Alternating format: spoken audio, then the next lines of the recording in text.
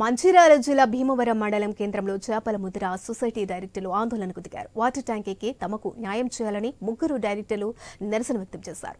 ముగ్గురు కలిసి 49 లక్షల రూపాయలతో చెరువును లీజుకు తీసుకుని చేపలు, రొయ్యల్ని పెంచామని చెప్పారు. అందులో 10 లక్షల రూపాయల నష్టం వచ్చిందని తెలిపారు. దీంతో మరో 3 నెలల గడువు పెంచాలని అడిగినా అంగీకరించకపోవడంతోనే నిరసన చేస్తున్నట్లు వెల్లడించారు. తమను ఆదుకోవాలని వాపోతున్నారు.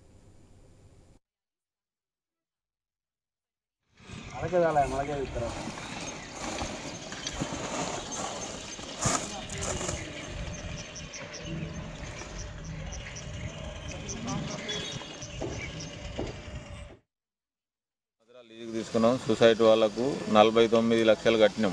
49 లక్షలు కట్టినాం. 10 లక్షల సీడ్ పోసినాం. రొయ్య, చేప 10 లక్షల సీడ్ పోసినాం. మాకు 10 లక్షల నష్టం వచ్చింది. అయ్యలాల చూడుండ్రి, ఇంతకుముందు వేరే వాళ్ళకు శ్రీరాంపురామే 6 నెలలు ఇచ్చిండ్రు, పిట్టెల రావి ఉండంగా 6 నెలలు ఇచ్చిండ్రు.